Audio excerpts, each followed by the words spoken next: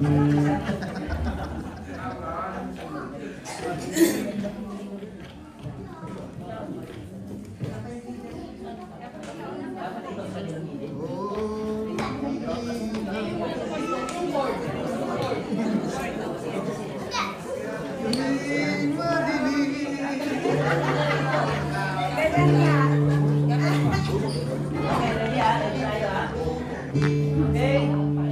Ready na po tayo. 1, 2, ready?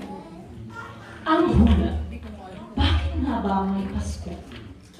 Ano ang pinakamagandang dahilan kung bakit ang anak ng Diyos ay nagkatawang tao? Ang sabi ng Biblia, ang handog nito ay kapatawaran at kalayaan sa kasalanan. Sa araw ng Pasko ay pinagkaloob ng Diyos ang tagapagligtas para sa lahat ng taong sumuway sa kanyang utos. Ang pangako niya sa langit ay may tahanang laan para sa lahat ng mananalig sa kanya. Ito ang inihula ng mga anghel at ang mga propeta sa panahon ng lumang tipan doon sa bayan ng Israel. Ang hula o ang salitang ito ay nanggaling mismo sa Diyos na nagmamahal ng tunay sa kanyang mga nilikha, kaya ito ay natutupad. 2,000 taon na ang nakalilipas.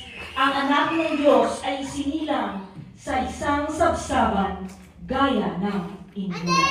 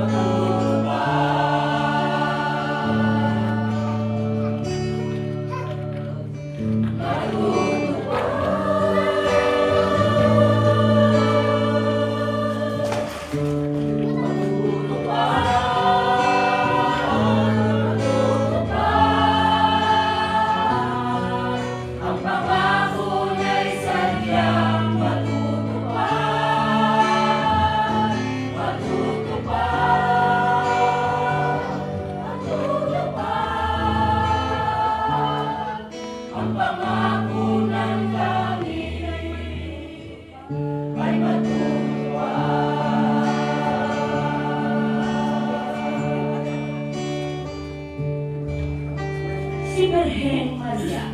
Si Maria ay isang napakagandang dalaga na nakatira sa isang maliit na bayan ng Nazareth sa Galilea. Isang araw ay nagpakita sa kanya ang anghel ng Panginoon na si Gabriel na sinugo ng Diyos upang siya ay kausapin. Ito ay lumapit sa kanya at bumati na nagsabi, "Magalang ka!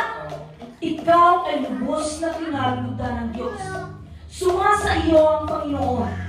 Ikaw ay maglihi sa pamagitan ng Espiritu Santo at manganak ng isang sanggol na lalaki at Jesus ang kanyang magiging pangalan. Siya ay magiging dakila at tatawaging kataas-taas ng Diyos. Ikaw ay magiging mapalad sa lahat ng saling lahi."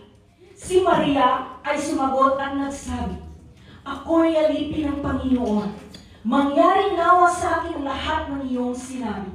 Purihin ang Panginoon."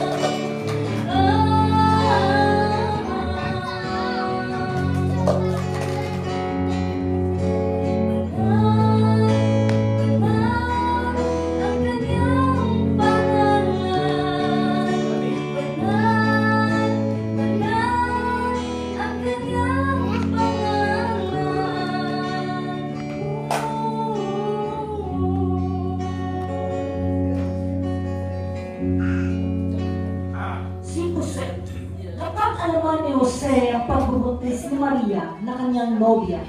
Kaya siya ay lubhang nabagahap at nag-alinlangan dahil sa kadahilanan siya ay matuwid at may takot sa Diyos.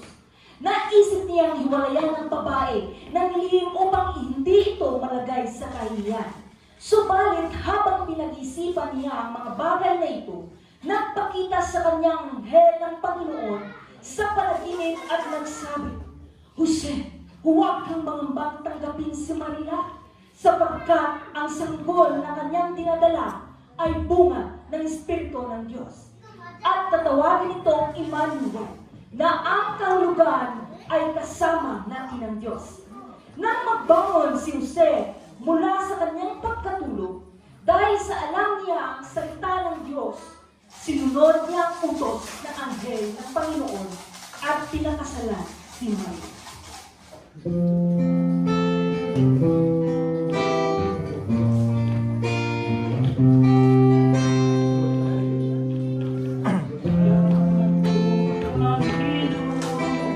Hawak mo ang buhay ko sa lahat ng panahon. Takpan ko ang buhay mo. Tila ang ngayon mo, ako sa'yo ay susunod. Na ito ang iyong abang ko. Sa bawat pagsubok mo,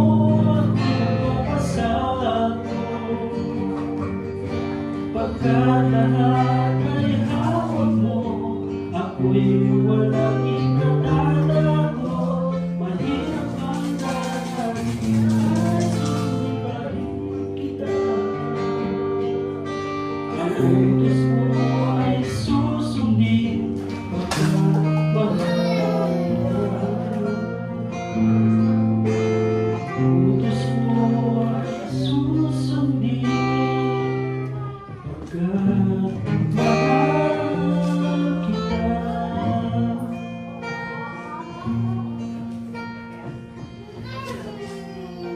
Ang mga anghel. At dumating ang araw ng panganganak ni Maria sa isang maliit na sabsaban, isang tahimik na gabi doon sa maliit na bayan ng Bethlehem. Sa ibang dako, sa paglalim ng gabi, habang ang mga pastol ay nagbabantay ng kanilang mga kawan ng tupa, ay biglang nagpakita sa kanila ang isang anghel at nagsabi agad, Huwag kayong matakot. May dala akong mabuting balita. Sa bayan ni David, ipinanganak ang tagapagligtas, ang Mesiyas. At ang magiging tanda ay sanggol na nababalot sa lampin at nakakahiga sa isang sabsaba. Pagdakay nagliwanag sa kanilang kalangitan at biglang lumitaw ang isang laksang mga anghel. Umaawit, nagpupuri, nagbubunyi sa Diyos sa ikaitaas-taasan.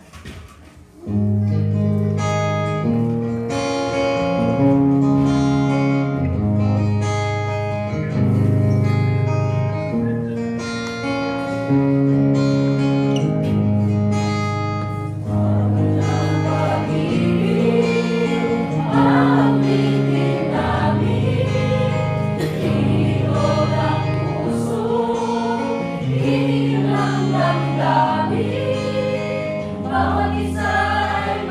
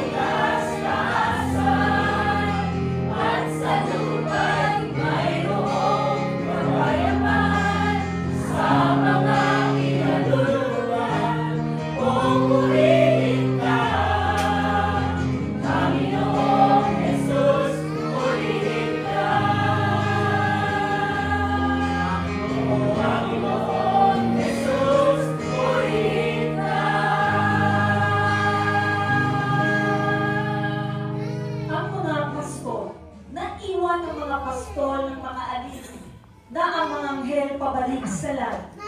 Sila nag-usap-usap at nagsabi, tayo na sa Bethlehem. Tingnan natin ang pangyayari ito na ipinalita sa atin ng Panginoon. Nagpadali na silang nagtungo sa kinaroonan nila Maria at Jose. At nakita nila roon ang tahimik na sanggol na nakahiga sa dayami na nakababalot sa lampin. Isang tahimik na sandali para sa mga pastol na nang umalis ay nagpupuri sa Diyos at nagpapahayag ng kanyang kadakilaan dahil sa lahat ng narinig nila at nakita ayon sa sinabi sa kanila ng anghel. Ganon din sa buhay ng lahat ng tao. Isang sandali lang na magdudulot naman ng kaganapan sa lahat ng sandali sa buhay ng mga taong maniniwala tulad ng mga pastor. Amen.